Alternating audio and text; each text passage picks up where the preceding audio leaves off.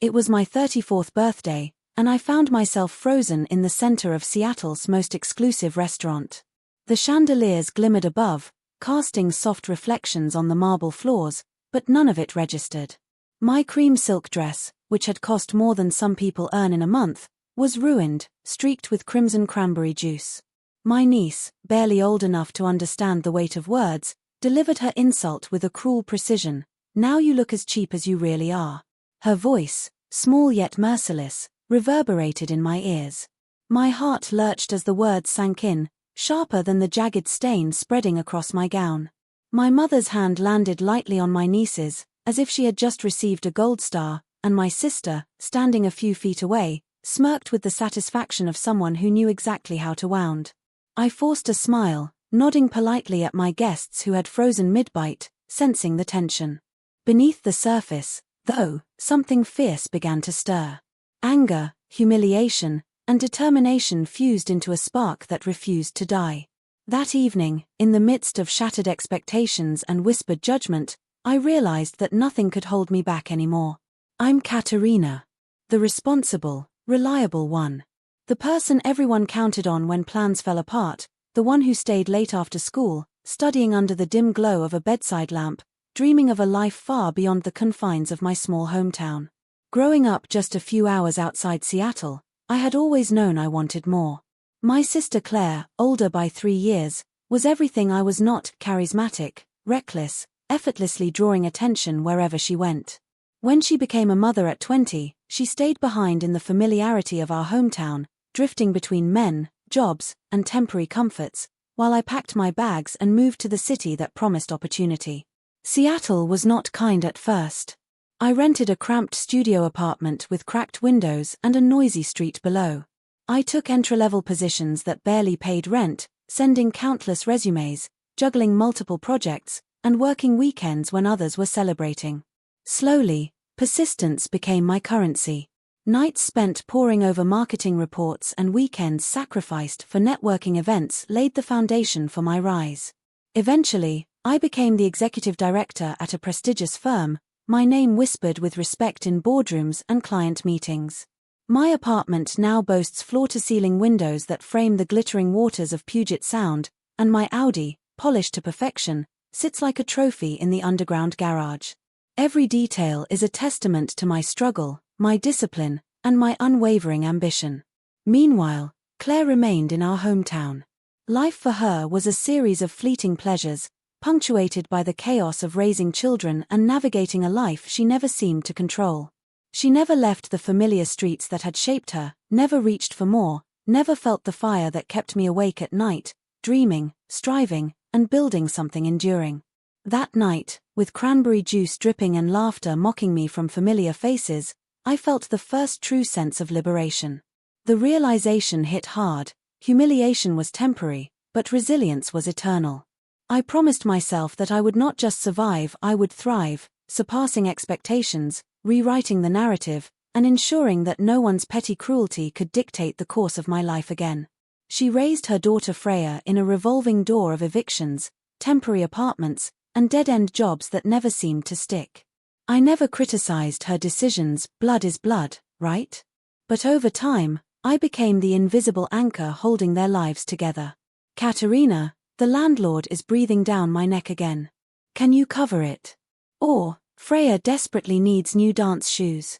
What started as a favor became routine, each plea blending seamlessly into the next.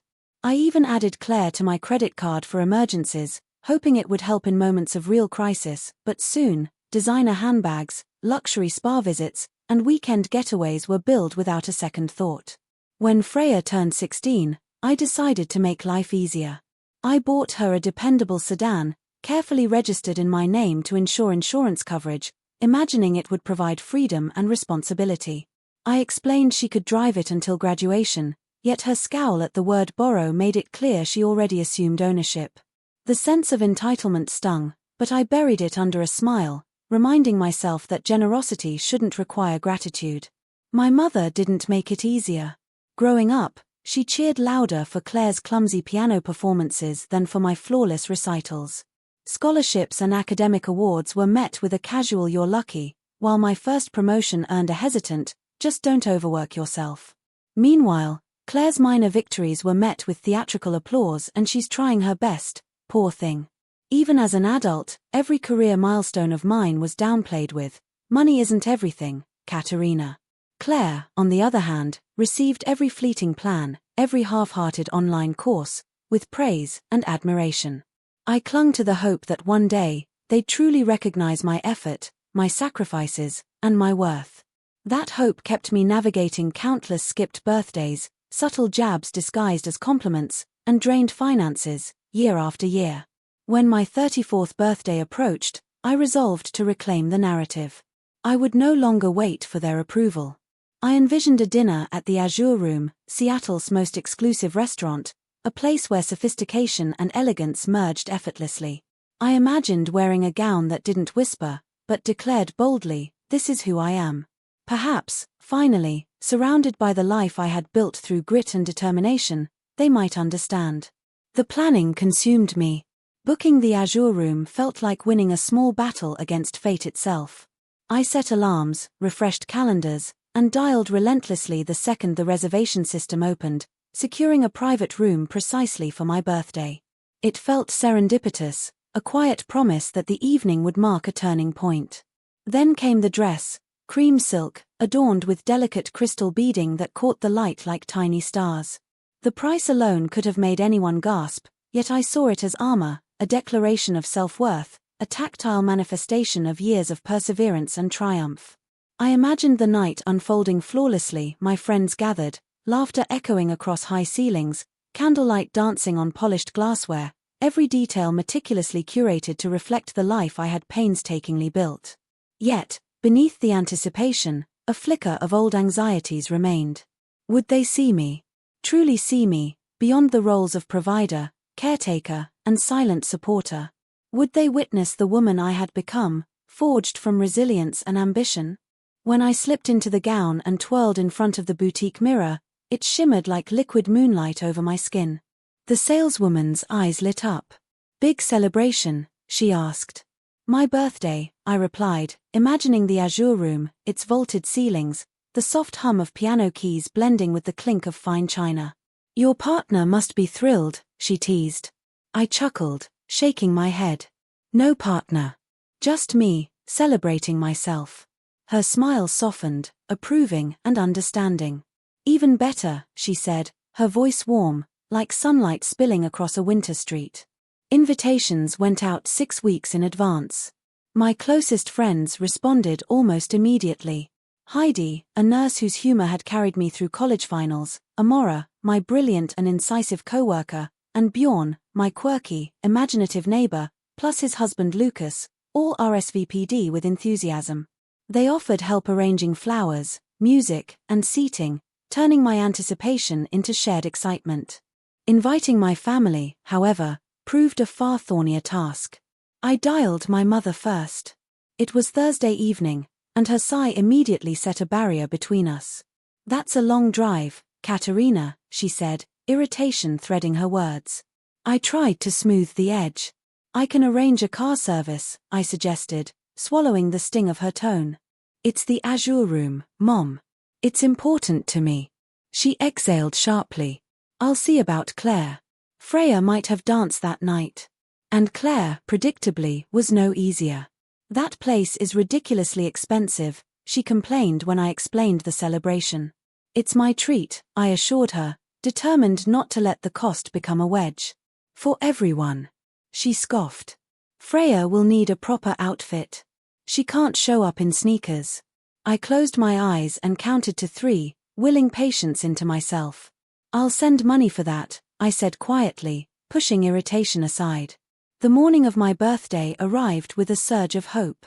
Sunlight poured through my windows, painting the apartment in warm gold, and I sipped my coffee slowly, the steam curling in the crisp autumn air. My spa day awaited: massage, facial, everything I had booked to feel pampered and prepared. As I gazed at the Seattle skyline, the city awakening below, I let myself believe tonight could be transformative. Perhaps they would finally recognize the woman I had become, ambitious, self-sufficient, and proud, not just the sister or daughter who had borne their burdens. By evening, I was ready. The silk dress clung to my silhouette perfectly, the delicate crystal beading catching light with every movement. My hair fell in effortless waves, my makeup accentuated each feature without masking it, and I could feel an unfamiliar but exhilarating sense of confidence coursing through me. At the Azure Room, the staff greeted me as if I were royalty. "Happy birthday, Miss Bennet," the host said, leading me through the polished hallway to a private room where crystal glasses and a silver champagne bucket awaited. My friends arrived punctually, bringing hugs that radiated warmth and gifts that revealed their thoughtfulness. Heidi's embrace lingered. "You're glowing tonight, Katerina," she whispered, making me laugh and feel grounded in genuine affection. We toasted, shared stories, laughed, and watched as the first course was artfully presented. Every detail, the candlelight, the hushed background piano, the soft murmur of distant conversations, felt like a scene from a movie I had longed to be the star of. But as the clock inched past 7:15, my heart sank. My family had not arrived. I checked my phone, feeling a tight knot of disappointment, the weight of unspoken expectations pressing down on me. I tried to steady myself, breathing in the scent of fresh roses and the faint aroma of champagne. I reminded myself why I had orchestrated this night, to celebrate my achievements, my life, my independence. Still, a flicker of longing remained, the hope that they might walk through the door and finally see me, not as the provider or the background character in their lives, but as the woman I had become. "Should we wait?" Amora's voice was quiet, hesitant, like she feared disturbing the fragile bubble I had tried to build. I forced a polite smile, nodding slightly. "No, let's begin. I'm sure they'll arrive." Minutes dragged. The silverware glinted under the chandelier as my friends chatted, filling the space with warmth and laughter. But at 7:45, the door creaked, and they finally shuffled in, bringing with them the weight of expectation and disappointment. My mother wore her familiar faded dress, fraying at the hem, as though comfort mattered more than occasion. Claire's lips pressed into a thin line, eyes scanning the room as if noting every imperfection. And Freya, 17, absorbed in her phone, strode in like she owned the space, wearing a crop top and miniskirt that screamed defiance at the restaurant's polished elegance. Traffic was terrible, my mother muttered, avoiding eye contact. The staff quietly reset chairs, menus, and silverware, trying to preserve the atmosphere, but an invisible crack had formed. My friends did their best to bridge the gap. "Freya, how's dance going this season?" Amora asked, offering a gentle smile. Freya shrugged, eyes glued to her screen. "She's got real talent," my mother interjected. "Her teacher says she might go pro someday." Claire nodded, lacing her words with subtle discontent. "If only we could afford better training," she said, the sting of implied criticism lingering in the air. I seized the opening, hoping to steer the conversation into neutral territory. "There are excellent summer dance programs here in Seattle. I can help find one," I suggested with careful calm. Claire's gaze narrowed, the faint curl of a smirk tugging at her lips. "Not everyone lives in a penthouse, Katerina. Some of us just make do." The table went silent. The gentle hum of conversation from other rooms seemed louder by contrast. Bjorn's eyes flickered to mine, full of empathy, but I shook my head ever so slightly. Not tonight. As the courses arrived, the rift widened. My friends shared stories of my late-night work sessions, my sacrifices, my quiet perseverance. They toasted my victories, celebrating the woman who had clawed her way through challenges without fanfare. My family, however, remained stiff, offering sharp, underhanded comments and casual dismissals that cut like cold steel. "This food's way too fancy," Freya complained, pushing her plate slightly away. My mother chuckled, treating the comment like an amusing quirk, while Claire's smirk hinted at amusement at my expense. My hope, the fragile bubble I had carried all day, started to shatter. The tension thickened with every course. Silver forks clinked against porcelain plates, glasses murmured against one another, and beneath it all, the quiet resentment simmered. My friends worked tirelessly to keep spirits light, raising their glasses to celebrate my 34 years.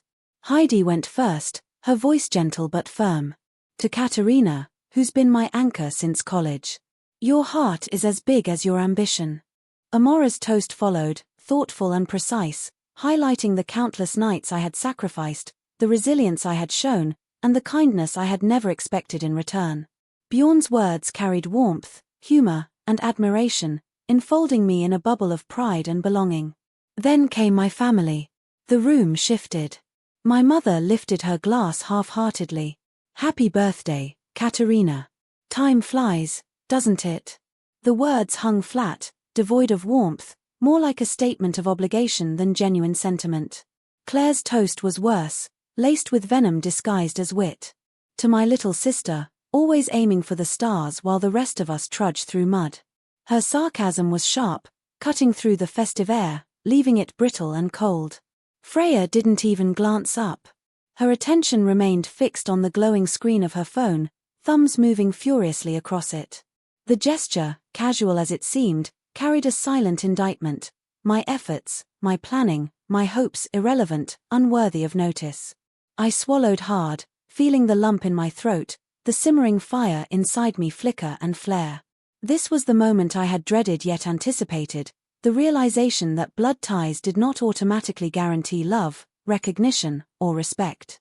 Around me, laughter and warmth from my friends contrasted starkly with the icy dismissal from the people whose presence I had longed for the most. Even as the first dessert was placed, the tension remained, an invisible barrier that no candlelight or clinking glass could melt. I sipped my champagne, tasting the faint sparkle of bubbles and the bitter tang of disappointment, silently vowing that the night's narrative would not be dictated by their indifference. The clatter of cutlery and soft hum of conversation around us faded into background noise as I stared at my family across the table. My heart thumped with a mixture of anger and disbelief. Every carefully curated detail of this evening, the lights, the music, the champagne, even the delicate rose arrangements, felt like a stage, and my family had arrived unprepared to play their parts. I let out a slow breath, telling myself to remain composed. My friends noticed my silence and exchanged glances, their eyes asking if I was okay. I nodded imperceptibly, but inside, a storm was building. Years of bending, yielding, and absorbing every slight, every overlooked achievement, now boiled in my chest. Tonight, I decided, I would not hide behind politeness. The next course arrived, seared scallops with a saffron cream sauce. My mother picked at the dish, her movements deliberate, as if she were silently judging me through her fork. Claire scooped a bite into her mouth, chewed, then smirked in a way that suggested she found some imagined imperfection. Freya, still glued to her phone, occasionally glanced up to roll her eyes. I couldn't contain the words that had been simmering for years. Leaning slightly forward, I spoke slowly, deliberately, ensuring everyone at the table heard me. I've spent decades trying to make life easier for this family, covering bills, helping with emergencies, giving you opportunities you might not have had otherwise. And tonight, I hoped we could just celebrate together, without criticism or judgment. Silence fell. The waiter paused, mid-step, holding a tray of glasses. My mother's lips pressed into a thin line, her eyes darting around the room. Claire raised one eyebrow, a hint of surprise flashing across her face, though quickly masked with irritation. Freya barely looked up, her fingers still scrolling, but I could feel her awareness, subtle and uneasy. I took another breath and let the truth spill further, carefully, with the fire of years behind it. I've carried responsibilities no one asked for, sacrificed things I could have had for myself, and worked tirelessly to build a life I can be proud of. I didn't do it to be praised. I didn't do it to earn approval. But tonight, I wanted acknowledgement, not pity, not sarcasm, not indifference. Claire's lips curled into a thin, cold smile. "So this is the big speech," she said, voice dripping with mockery. "The martyr complex, finally revealed. How touching." I didn't flinch. I met her gaze evenly, my voice unwavering. "It's not a speech. It's reality. I've given everything I could, and I've reached the point where silence is no longer enough. I am proud of what I've accomplished. And I deserve to celebrate it, whether you approve or not." Freya finally put her phone down, hesitating. Her eyes, usually so detached, lingered on me for a moment. There was confusion there, a flicker of realization, as if she was seeing me for the first time, not just the sister who paid for her dance classes or the adult who ferried her around, but a person with boundaries, with dignity, with a life that was hers alone. My mother opened her mouth, then closed it again, searching for a response that didn't come. Claire tapped her fingers on the table, the sound sharp against the quiet of the room. The power shift was subtle, yet undeniable. I wasn't begging, pleading, or apologizing. I was asserting. I was claiming space that had long been denied. Bjorn reached over to squeeze my hand. "You've always been remarkable," he murmured, and I squeezed back, grateful for the silent support. Heidi chimed in with a laugh, trying to ease the tension, to celebrating Katerina, finally giving herself the party she deserved. Her words made the table seem a little lighter, a little brighter. Dessert arrived, dark chocolate tart with raspberry coulis, and my friends dove into storytelling, sharing memories, misadventures, and jokes, creating a bubble of warmth and connection around me. My family sat stiff, largely silent, but I no longer felt small. The sting of their judgment had dulled, replaced with a steady pulse of clarity. I could celebrate, even if they couldn't meet me where I was. By the time the evening wound down, the restaurant was quieting, candles flickering in the dim light. My mother whispered something to Claire, too low for me to hear, but the look on Claire's face was a mixture of annoyance and grudging acknowledgement. Freya, for the first time that night, smiled faintly at me, not out of sarcasm, not out of obligation, but with a spark of recognition. I realized then that I didn't need their validation. I had my friends, my accomplishments, and, most importantly, my own self-respect. This night, my 34th birthday, wasn't defined by who showed up or how they behaved. It was defined by the woman I had become, the life I had built, and the boundaries I had finally enforced. As I stepped outside into the crisp Seattle night, the city lights reflected in the puddles from an earlier rain. I inhaled the cold air deeply, feeling a strange sense of liberation. I had faced the people who had underestimated me, dismissed me, and burdened me, and I had not broken. Instead, I had grown stronger. And for the first time in years, I allowed myself to fully savor the triumph, knowing this night marked the beginning of a life lived unapologetically on my own terms. The moment of gift opening had transformed from excitement to sharp pangs of disappointment. Heidi and Amora's presence radiated thoughtfulness. The leather-bound planner gleamed under the soft chandelier light, embossed with my initials, a symbol of organization, ambition, and years of tireless planning. Bjorn and Lucas had gifted a weekend getaway voucher, a promise of rest and adventure, their handwriting on the card warm and personal. My chest swelled with gratitude and genuine affection. Then came Claire's contribution, which landed like a cold gust. A wrinkled plastic bag revealed a dollar store candle, its label peeling, the price tag still stubbornly clinging, $5. The card, hastily scrawled, read only, "Happy B-Day sis." The faint ink of her name smudged in the corner as though it had been scribbled in a hurry. My throat tightened, but I forced the smallest smile. "Thanks, it's nice," I murmured, attempting calm in the storm of embarrassment. Claire's smirk widened. "Not all of us can afford extravagant gifts, you know," she said, her tone light but dripping with implied judgment. Heat rose to my cheeks, a mixture of anger and humiliation, but I swallowed it down, unwilling to let her ruin the night entirely.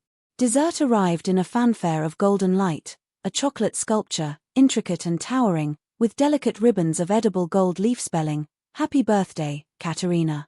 The sparkler on the plate hissed and sputtered, drawing admiring gasps from nearby tables. For a fleeting moment, I allowed myself to bask in the glow of achievement, in the reality that this night, every bit of it meticulously planned, was mine. My life, built from relentless determination, shimmering under candlelight.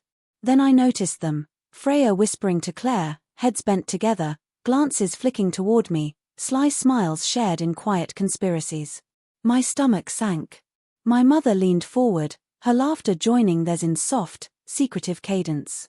The warmth I had clung to so desperately began to drain away, replaced by a familiar ache of invisibility. "Everything okay?" I asked, voice deliberately light, a fragile bridge I was extending toward them. "Just fine," my mother said quickly, brushing the question aside. "Freya's just commenting on how fancy everything is." I turned to Freya, hoping to pierce the wall of her indifference. "I'm really glad you could come." I know weeknights are tough with dance practice. For the first time all evening, her eyes lifted from the screen. But instead of gratitude, I was met with cold dismissal. Yeah, whatever. Must be nice throwing money around like this, she said, the edge in her voice sharp enough to cut glass. Claire's laugh rang out, abrupt and unkind. Be nice, Freya. It's her big day. But the lack of sincerity made the words hollow, like wind against a doorframe. Heidi shifted uncomfortably, her fingers twisting a napkin. Bjorn tried to steer the conversation toward safer territory. So, Freya, he said carefully, Katarina mentioned you're really into dance. Have you thought about college yet? Freya rolled her eyes, the movement dripping disdain. Not everyone gets to play college girl. Some of us work for a living, she said, tone final, leaving no room for rebuttal. I exhaled slowly, forcing patience I didn't feel. Actually, I've been saving for your college, Freya. A trust fund started when you were born. It's not enormous, but it could cover community college, maybe more with scholarships. Time seemed to pause. Silver forks hovered mid-air. Even the soft clatter of plates seemed suspended. The table went still, the air taut with disbelief. Claire's mouth fell open slightly, her brows knitting in confusion. A college fund? Since when? She demanded, incredulous. My mother's expression morphed from curiosity to unease. You never mentioned this, she said, voice taut, the surprise tinged with guilt or perhaps regret. I wanted it to be a surprise, I said calmly, meeting each pair of eyes, for when Freya was ready to plan her future. Not to impress, not to lecture, just to provide a foundation. Instead of gratitude or warmth, the tension thickened. Freya's fingers gripped the stem of her glass so tightly her knuckles were white, her jaw tight with irritation. Claire's lips pressed together, her eyes narrowing into sharp slits, confusion and resentment warring in her expression. Even my mother's hand trembled slightly as she set her napkin down. I felt the familiar sting of invisibility, but this time it was coupled with clarity. I had built this night for myself. I had spent years investing, sacrificing, planning not to earn approval, but to secure my own life and the futures of those I loved. The shock, the contempt, the ungraciousness of my family could not erase the decades of persistence, the careful construction of a life I could be proud of. I met Freya's gaze steadily, letting the weight of my presence speak louder than words. For the first time, I felt the subtle tremor of power shift. I didn't need acknowledgement tonight. I was finally witnessing my own worth reflected in the choices I had made, the gifts I had given, and the life I had built. Claire's voice dropped, low and sharp, a blade cutting through the fragile calm of the room. So, you've been hoarding money while we've been scraping by? The accusation hung in the air, heavy, venomous. I opened my mouth to respond, but my words faltered. That's not what I meant, I began, careful, measured, but before I could continue, Freya leaned forward, eyes blazing with fury. You're always the hero, aren't you? She sneered. Making the rest of us look pathetic. Around the table, my friends exchanged alarmed glances. Horror flashed across Heidi's face, and she instinctively touched my arm, a quiet gesture of support. I barely noticed it, so consumed was I by the disintegration of everything I had worked to create tonight. The atmosphere I had labored to craft, the laughter, the warmth, the celebration, was unraveling like fragile paper in a storm. I tried to regain control. Let's just enjoy dessert, I said, my voice trembling despite my efforts to stay composed. We can talk about this later. Freya's gaze snapped to mine, a flare of defiance and contempt. No. We're talking now. I don't need your pity money. She pushed herself out of her seat, the chair scraping against the polished floor, and seized her cranberry mocktail from the table. You want to know what I think of your perfect life? Your stupid dress, this whole ridiculous show. Before I could even react, she hurled the glass toward me. Cold liquid splashed across my chest, soaking through the silk. The red juice ran down like streaks of molten anger, leaving a visual wound across my carefully chosen gown. Her words followed, sharp and merciless. Now you look as cheap as you really are. The restaurant fell utterly silent. Conversations halted mid-sentence, cutlery froze in midair, and the soft ambient music seemed to vanish. My friends gasped audibly. Bjorn half stood, his hands raised as if ready to intervene, but I raised a trembling hand to stop him. I had fought for composure for decades. I would not allow my family to see me crumble entirely. My mother reached for Freya's hand, her voice soothing, though it carried no authority. "Sweetie, calm down," she murmured, her tone more protective of Freya than concerned for me. Claire, ever composed in her disdain, grabbed her purse with exaggerated elegance. "We told you this place was too much, Katerina," she said, voice tight with feigned reason. They stood, as if the calamity had been my fault, striding toward the exit with Freya in tow, leaving me in a puddle of crimson-streaked silk and humiliation. I sat there, trembling, cheeks burning, as the staff hovered awkwardly, unsure how to assist, and strangers stared, some with curiosity, some with pity. I pressed a napkin against the wet fabric, blotting frantically, trying to reclaim even a shred of dignity. Every gaze in the room felt like a weight, pressing down, suffocating, yet I forced the faintest smile. "I guess the party's over early," I said, attempting a laugh that sounded hollow even to my own ears. Heidi slid into the chair beside me, draping her arm across my shoulders in a gesture of solidarity. Her warmth grounded me, a reminder that not everyone in the room had abandoned me. "I'm so sorry," she whispered gently. "They're idiots. You deserved better than this." Amora leaned in from the other side, placing a reassuring hand on mine. "Katerina, look at me. You didn't do anything wrong. Tonight, this is about you. Always has been." Their presence formed a protective cocoon, shielding me from the sting of betrayal and humiliation. I took a deep breath, feeling the tension slowly drain from my shoulders. The cranberry juice had soaked through more than silk, it had soaked through the facade of control I had maintained for years. But beneath it, a fire still burned, fierce and unwavering. I realized something crucial. My family's cruelty could not diminish my accomplishments, my independence, or the life I had meticulously built. With a shaky smile, I lifted my glass of leftover champagne, allowing the faint sparkle of bubbles to catch the light. "To surviving family," I murmured, my voice soft but firm, "and to celebrating the people who truly see us." Heidi and Amora clinked their glasses gently against mine, a quiet affirmation that I wasn't alone. For the first time that night, I let myself breathe fully, letting go of the expectation that my family would ever validate me. The humiliation lingered, yes, but it had also revealed something liberating. I no longer needed their approval to claim my joy. Tonight, soaked silk and all, I celebrated myself, and that was enough. "Katerina, that was awful. I'm so sorry." Amora's voice trembled with sympathy as she quietly instructed the waiter to pack up the remaining desserts, her movements calm but efficient. Bjorn and Lucas flanked me on either side as we exited the restaurant, creating a protective barrier against curious stares and whispered speculation.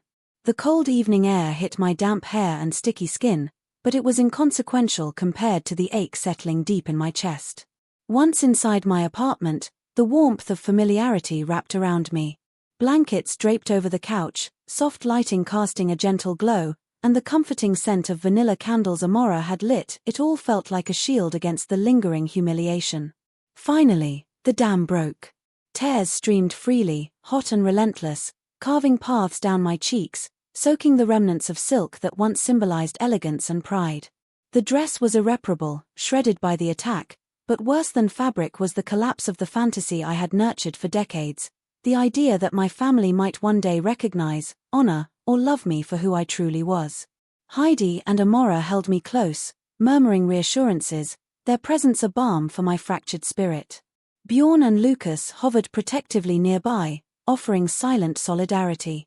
Amid the shared comfort, a new determination took root, firm and unyielding. I had exhausted myself bankrolling their mistakes, absorbing insults, and chasing validation that would never come. That ended tonight. Alone later, scrolling through my banking app, reality crystallized in harsh numbers. $80,000 lent in emergency support to Claire over the years, not including her unrestrained charges on my credit card, boutique outfits, extravagant dinners, weekend trips she could never have afforded herself. The $30,000 car purchased for Freya insurance, maintenance, gas stood as a monument to my endless generosity, mocked each time she posted online calling it my aunt's ride. My gaze shifted to Instagram, where Freya's latest post froze me in place. A blurry snapshot of the cranberry-soaked disaster, her caption brazen, "Rich auntie needed a reality check." #sorry not sorry. Claire had liked it, her laughing emoji underscoring the cruelty. My stomach churned, a mix of fury and disbelief. I picked up the phone, hands trembling but resolute. The first call went to my credit card company. Claire Bennett was removed as an authorized user. A new card was issued in my name alone. The second call reached Thomas, my lawyer friend. "I need to reclaim a car registered under me," I said firmly. Each exchange felt like shedding decades of weight, reclaiming control that had been quietly eroded. Then I discovered the hidden videos. Freya had secretly recorded my reactions opening Claire's dollar store gift, posting it with mocking captions, "Annie faking it for the gram # rich people problems." The comments were merciless, "Bet she has 10 more dresses like that. Spoiled rich lady deserved it." And Claire had liked every one. My blood ran cold, anger flaring in tandem with a deep, simmering sorrow. Morning light spilled across the apartment, pale and clear, bringing a clarity I had not felt in years. I called the credit card company once more, confirming Claire's access was completely terminated. Simultaneously, I arranged for a towing service to retrieve Freya's car from her school lot, sending proof of ownership to ensure there was no resistance. Next, I met with Janet, my financial advisor. Sitting across from me in her neatly organized office, she opened spreadsheets and charts that laid bare the staggering reality. Over 5 years, $115,000 had been siphoned to Claire alone, not accounting for the luxury car. The drain on my resources was immense. With that money intact, I could have retired years sooner, traveled the world, explored passions long postponed, lived a life untethered from the weight of entitlement. By noon, the towing company called, "Car secured, Miss Bennett." A young lady tried to intervene, but all documentation was in order. I exhaled, a mixture of relief and vindication coursing through me. Finally, tangible action had been taken.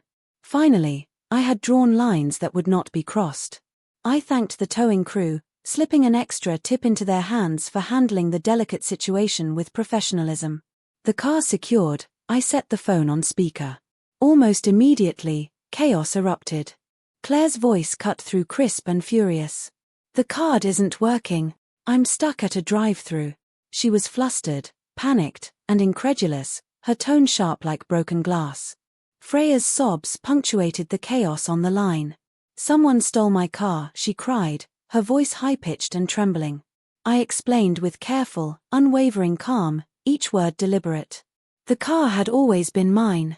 The credit card access was terminated. The truth, simple and immovable, seemed to bounce off the walls of entitlement surrounding them. Mom's voice joined the fray, dripping with judgment and self-righteousness.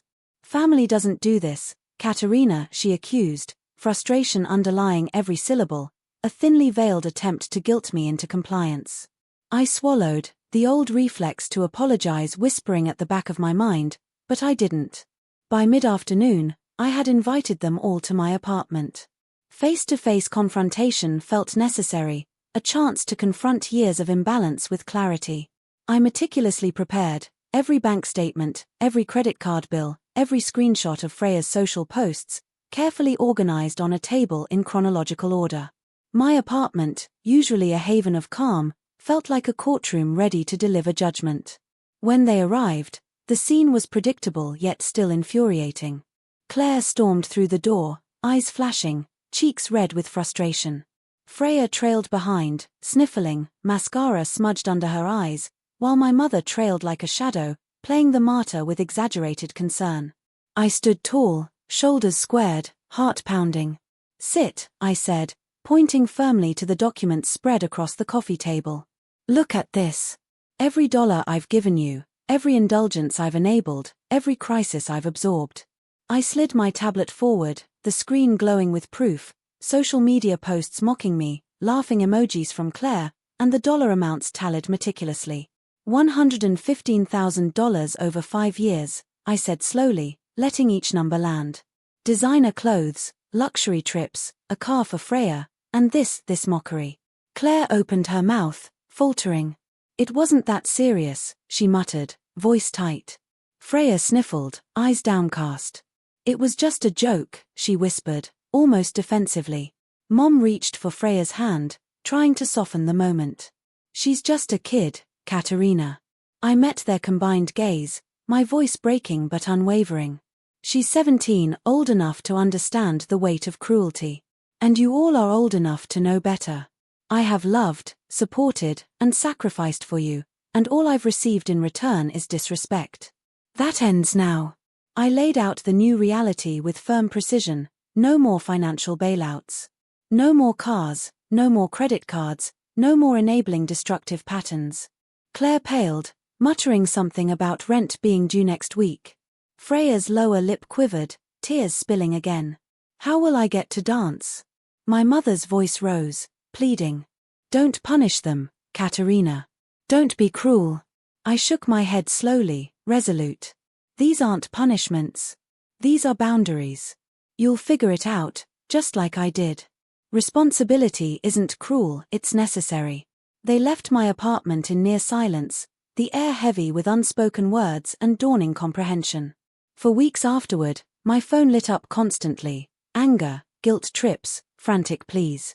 I responded only to direct questions, refusing to be drawn back into their chaos. The quiet that followed was heavy, yes, but it was freeing, like the first breath after surfacing from deep water. With the constant drain lifted, I poured myself into life, rediscovering joy without compromise. Photography classes filled my evenings with new creativity, dates with promising men reminded me of self-worth, and a solo trip to Portugal was planned, a tangible symbol of independence. Every decision, every small adventure, felt like reclaiming stolen time. 2 months later, a text appeared from Freya, got a job at the mall. Saving for a car. Not asking for anything, just FYI. I smiled, feeling a quiet surge of pride. I'm proud of you. That's huge, I typed back, letting the words carry both validation and encouragement. It was small, yes, but it was hers, earned and independent. And for the first time in a long while, I felt that the hard lines I had drawn had not only protected me but also offered a chance for growth, responsibility, and maturity in those I loved. Claire took her time. Weeks passed, and my mom whispered on the phone about her daughter's mood swings, furious one day, melancholy the next. Eventually, Claire secured a position as an office manager and moved into a smaller, more manageable apartment, stepping away from the cycle of dependency. Then, one afternoon, a simple message appeared on my phone from her. Thanks for the wake-up call. I needed it. Just 3 words, but they carried the weight of recognition, accountability, and the beginning of transformation. My mom's change lagged, creeping forward in hesitant steps. Our weekly calls started stiffly, clinging to old patterns, with her defaulting to praising Claire's struggles while brushing aside my achievements. I navigated the conversations carefully, redirecting her with patience and subtle encouragement. Gradually, her questions grew genuine. She wanted to know about my photography classes, my latest projects, even the silly books I had been reading. Curiosity replaced judgment, and slowly, warmth returned to our dialogues. By summer, we began hosting monthly dinners at my mom's modest home. No extravagant restaurants or haute cuisine, just simple, home-cooked meals on wooden tables, the clatter of dishes and laughter filling the space.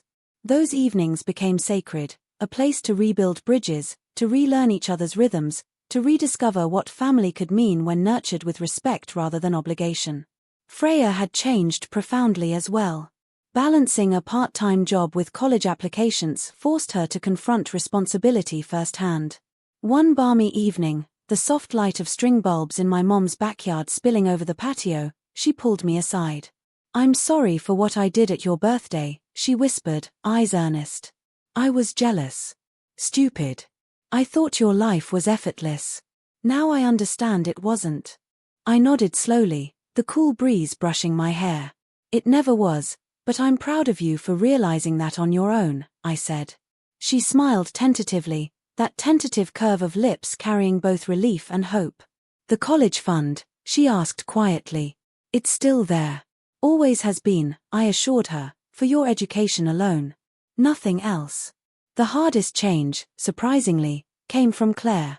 Over a casual lunch, sunlight streaming across the table, she confessed with a mixture of vulnerability and remorse.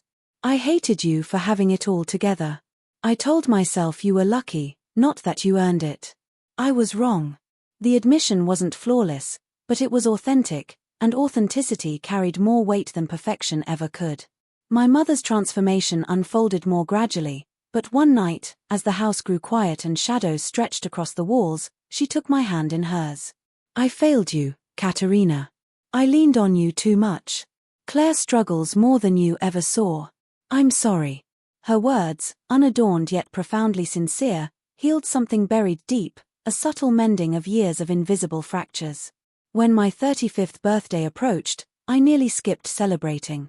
The memory of last year's disaster still lingered, a shadow across my plans. But Heidi's gentle insistence rang in my ears, don't let them steal that from you. So I hosted a small, intimate dinner at my mother's house.